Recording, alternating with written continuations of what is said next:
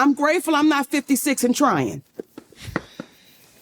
But you tried to say what you tried to say. Bro. I'm looking right at you. I know you looking at me. I ain't backing down. You better take your old ass and get somebody to love you. Damn, Mo. Now I'm looking right at y'all. Let me tell y'all what Shannon needs. Let me live my life. Let me tell you what my baby needs. He need him an old fat gal who can bake good cakes, make some smothered turkey wings, who gonna rub his feet at the nighttime, okay, and gonna have a sip of his cognac to make him feel better about himself when he come home at night. That's what Shannon needs. You don't need no 26-year-old girl. You don't need no 36-year-old girl. I do. This is your auntie talking to you. Take your old ass and get you an old bitch out there that can love you old. You're trying to hang out with these young bitches and you can't do it, Shannon. You just can't do it. Hey, I'm going to tell you right now, that sounds like a great night to me versus a $50 million lawsuit. Am I right? All right. So Shannon Sharpe's pretty much in some hot water right now. And I want to go over the video that his ESPN colleague and analyst Stephen A. Smith put out on his own platform discussing his thoughts. Let's see if we can get some more information from that, because Stephen A. Smith is very much close to Shannon Sharpe when it comes down to working with him at ESPN. And I know a lot of people are probably thinking about what ESPN or Disney is going to do. So I think this is going to be interesting to dive into. Hopefully we can get some more information. But before we dive into this reaction, please make sure you hit the like button for the algorithm. Hopefully, if you enjoy faith-based content, hit the subscribe button and share this with your family and friends. And hopefully these reactions can kind of help you with better discernment. So let's dive into it. Well,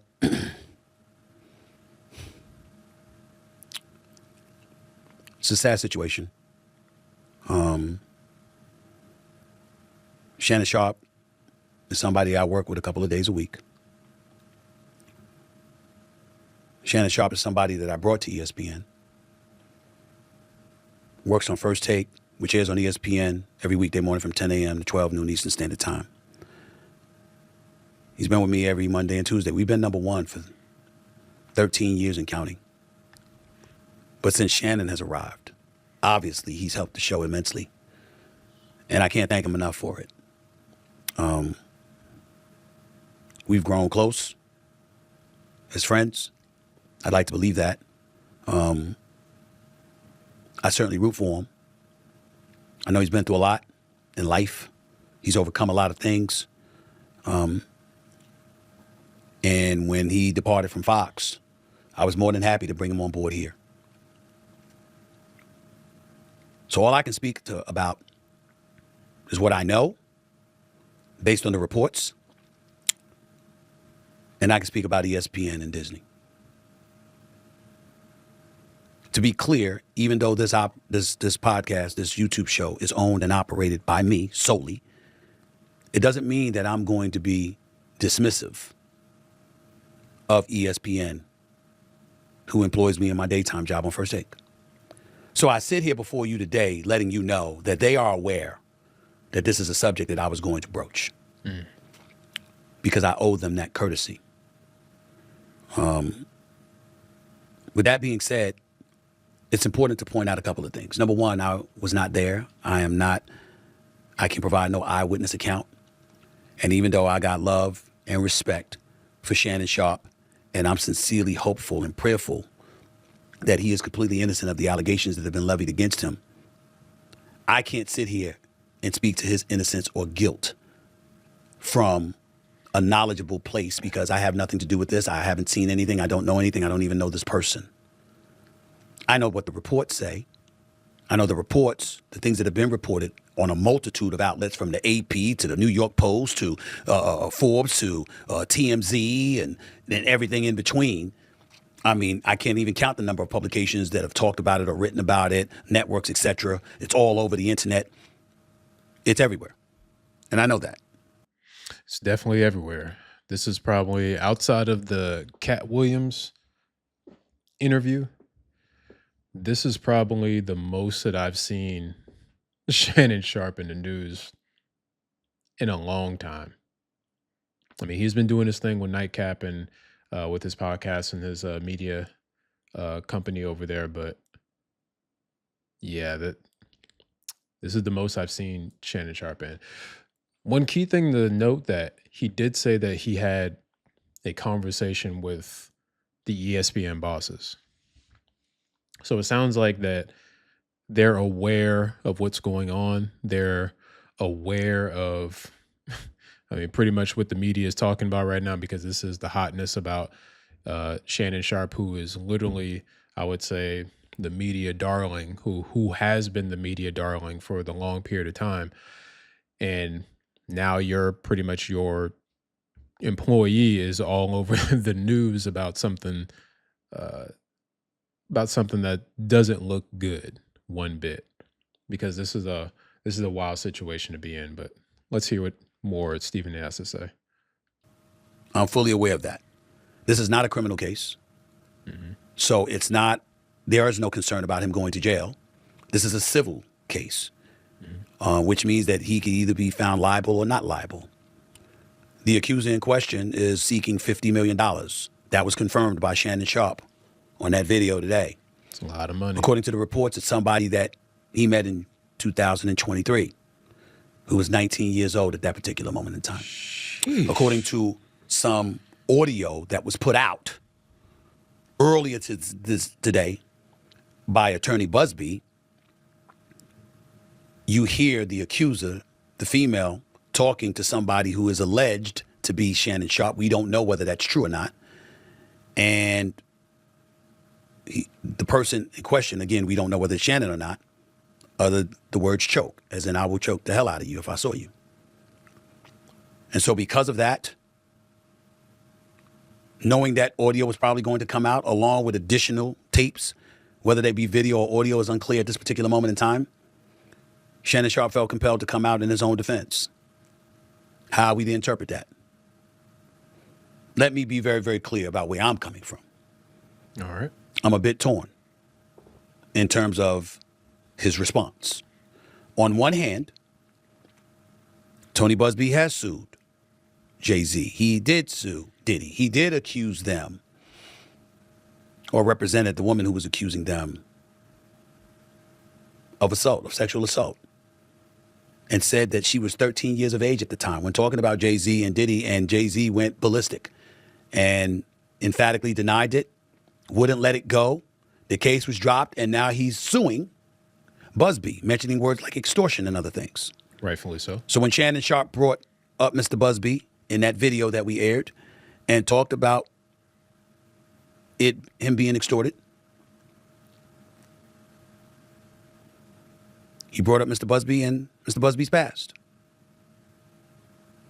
And he talked about him, going against African-American men.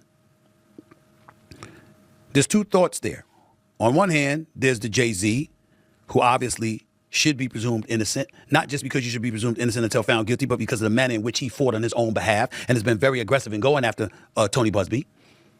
In the case of P. Diddy, you don't know what to believe. Mm-hmm. Again, the case against Jay-Z was a civil suit. Diddy was a civil suit. But in Diddy, you don't know what to believe because of all the allegations he's facing. But we can't forget that Tony Busby was also the person that represented at least 24 of the 27 women that accused Deshaun Watson Wow, I forgot about that. of sexual misconduct along with other allegations. And at least 23 of those cases were settled. Wow. I actually forgot So about we have an that. obligation to mention that. So on one hand, going on the offensive to defend himself, I completely understand where Shannon Sharpe is coming from. On the other hand, when his legal team issued out the press release on X yesterday, and they spoke about, they mentioned her name, and they revealed some of those explicit text messages, that was uncomfortable. And I don't know if that's a strategy that would work. One of the hardest things in the world for all of us to do is to just lay low and be quiet. And let our legal team do it. And we don't always know whether or not that's the right thing to do. I know, and I can tell you all, that I spoke to Shannon. Not in details, but I spoke to him. Mm-hmm. And he emphatically proclaims his innocence. According to Mr. Busby, his client emphatically proclaims his guilt. So where does that leave us? I'd love to tell you that I know the answer to that question, but I don't. I am the executive producer of First Take on ESPN. Okay. I recruited Shannon. I went and got him and brought him to ESPN. But I'm not the boss. Those are other folks. There are layers to this, and there are certain layers even I am not on. I can tell you, I also spoke to co-chairman of Disney, the boss, Jimmy Pitaro, All right. who made it very, very clear. We are taking this matter very seriously, and we are looking into this very, very closely. And once we gather as many facts as we possibly can, we will go from there. And that is all he said. And I can mention his name because I received his permission to say that. I don't know what that means. In my perfect world, this equates to Jay-Z, where the case ultimately dropped and Shannon is allowed to continue on First Take and continue to thrive and shine. And not just that, and have an illustrious career in the podcast stratosphere, doing Nightcap with Chad Ochocinco, doing Club Shay Shay, and ultimately gets this $100 million deal that he was all over the news about to sign just a couple of days before this report came out. I hope he does too. In my perfect world, he moves on. And somehow, some way, we find this all to be false. But it doesn't seem like that's the way things are about to go down, considering who Mr. Busby is and how emphatic his client is proclaiming that she is right and she's telling the truth. I don't know where this is going to go. I can't speak to anything else. So sounds like that's pretty much all that we're probably going to be getting from Stephen A. out of this. Gosh, this is such a wild situation to be in. It's such a wild situation to be in. First off, everyone within this particular situation is innocent until proven guilty in the court of law. So all of this is I'm just analyzing the situation, analyzing everything that has transpired so that we can have some type of level of discernment from this, okay? Now, from what Stephen A. was saying, it sounds like he spoke to the bosses. It sounds like he spoke to, the head people in charge. And just like how if you were in a job and something happened within your particular job space, HR is going to be involved. And HR is going to give their standard across the board type of answer. And I think that's what he got. But I feel like within me, the level that Stephen A. Smith is at, and especially with him signing his new deal and his new contract, like Stephen A. is ESPN right now. Like ESPN is synonymous with Stephen A. So he is a part of their brand per se. A piece of me really believes that I think he knows what's truly going on behind his closed doors, if you get what I'm saying. Somebody so important, like for instance, it's the equivalent of LeBron, right? Yes, I get it. They have their issues currently right now, but stay with me here. It's the equivalent of LeBron. That's like the Lakers whenever they're making such a big decision that they just leave LeBron out of the decision. They could, but at the same time, you want to give LeBron that heads up of what you're working on or the direction that you're probably going to be going, because that's the guy, right? And Stephen A's the guy for ESPN. So it's kind of hard for me to believe that he doesn't necessarily know, but he does have that open conversation. He does that open door with the big bosses of ESPN. So I just think that I think he knows a little bit more, but I think he's just trying to be very politically correct about what he truly knows. Like, he's trying to be politically correct about how he says it, in a sense. But oh man, this is just a wild situation to be in, honestly. Like, the optics of this on both sides look very bad, right? On one side, you have a 20-year-old or 19, 20-year-old who looks bad on how this lawsuit came about, right? So she doesn't necessarily get a pass at all. But then we have a 56-year-old phenom that is Shannon Sharpe, and he doesn't get a pass as well too, because he fell for the bait.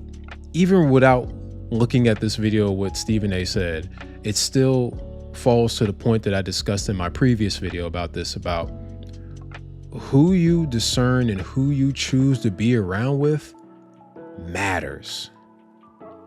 Like, it really matters. Like, having proper discernment on who you're allowing into your spaces really, really, really matters, especially with you being at a higher level, at a higher echelon level, that if you get into some type of trouble or you fall into some type of trap, you have way more to lose than the other person. 56-year-old Shannon Sharpe is having a 19 to 20-year-old around him, and he was willing, regardless of whatever relationship they had going on, he was willing to risk it all, risk it for the biscuit, for a 20-year-old, for a 19 to 20-year-old.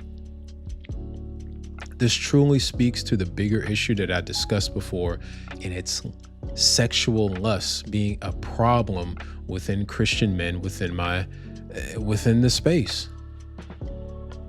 And I talked about it in the previous video, but if you, based on the memo that y'all listen to, and I'm not going to play it here on the channel, but you can go find the voice memo that her legal team put out, and then you can also look at the text messages that Unk's legal team put out.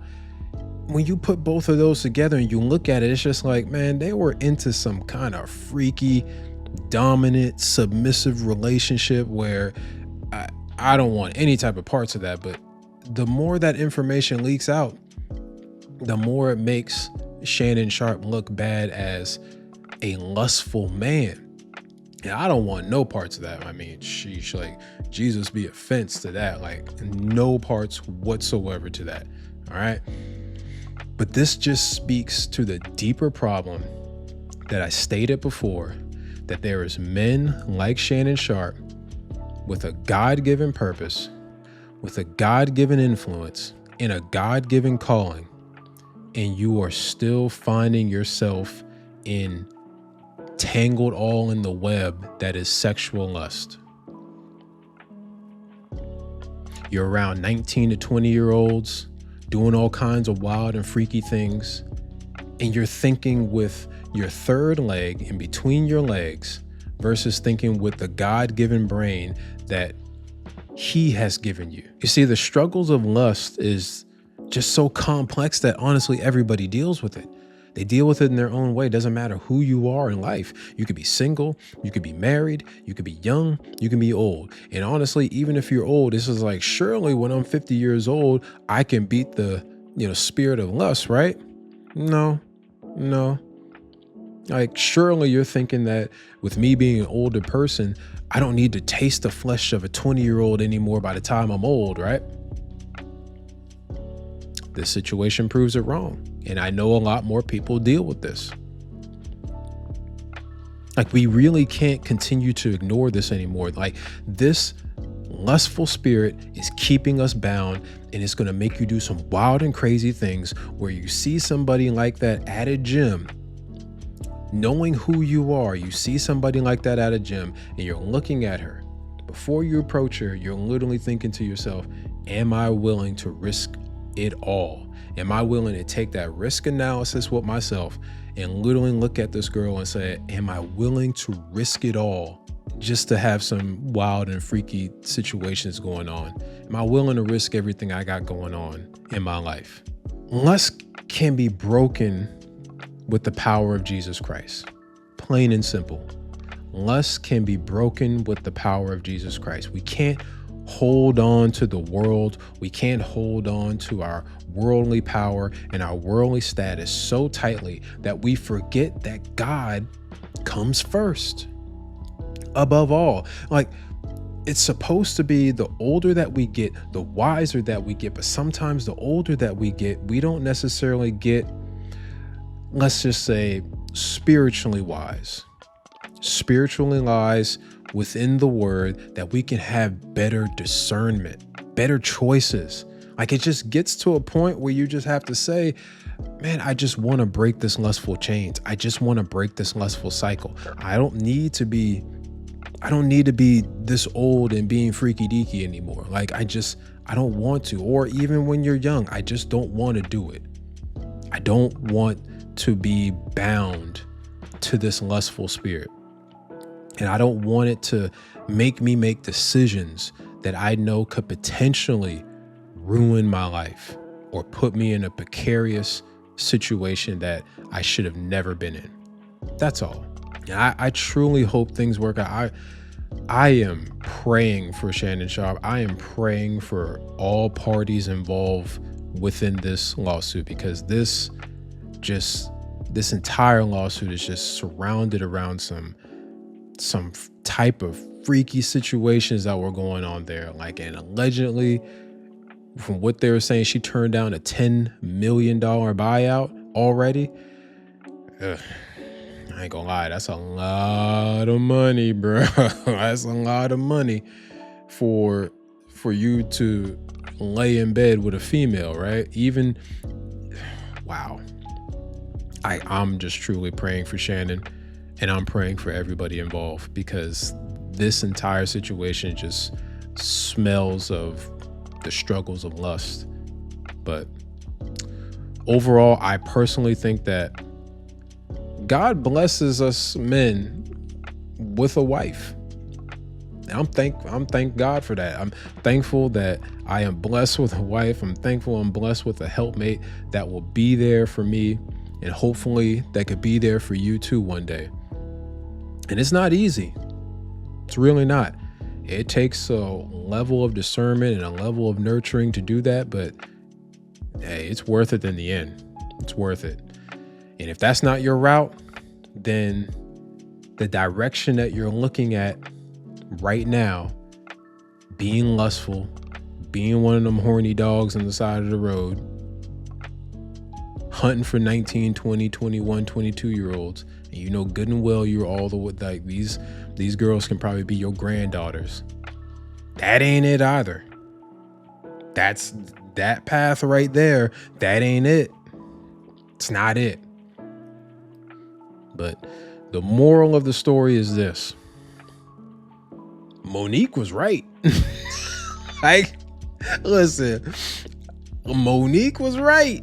All right. Like, you might need someone around your age bracket. Okay.